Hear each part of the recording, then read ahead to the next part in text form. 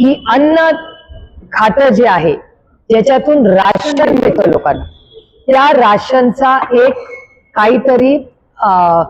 एक कॉन्ट्रॅक्ट आहे आणि त्या कॉन्ट्रॅक्ट मध्ये आरोप मी करत नाहीये, दाखवणार असाल तर पूर्ण दाखवा आणि भुजबळ साहेबांना प्रश्न विचारत असाल परत तुमचा तर पूर्ण विचारा. मी कुठलाही आरोप कुणावरही करत नाहीये. भुजबळ साहेबांचं जे डिपार्टमेंट आहे त्या डिपार्टमेंटचा एक कॉन्ट्रॅक्ट आहे असं एका चॅनलचा एक व्हिडिओ फिरतोय, त्याच्यात असं लिहिलेलं आहे, त्याच्यात ते असं म्हणतात रिपोर्टर की जो राशन जे आपल्या सगळ्यांना मिळतं त्याला जो वाहतूक असते त्या वाहतुकामध्ये गेले 20-25 वर्ष एकच ग्रुप आहे जो सातत्याने असं कॉन्ट्रॅक्ट घेतो की ते त्यांनाच मिळतं,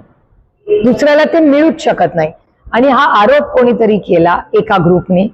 त्याची औरंगाबादच्या हायकोर्टमध्ये ती केस चाललेली आहे आणि त्याच्यावर स्टे दिलेला आहे पण कॅन्सल नाही झालेला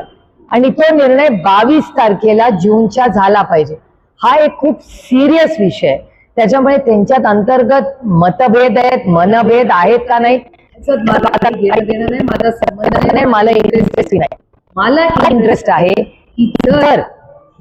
मी म्हणते महाराष्ट्रामध्ये अन्नधान्य गरीब कष्ट करणाऱ्या जो गरीब आहे, जो शोषित आहे, वंचित आहे, पीडित आहे,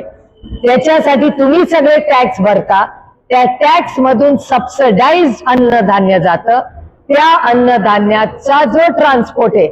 त्याच्यात जर भ्रष्टाचार होत असेल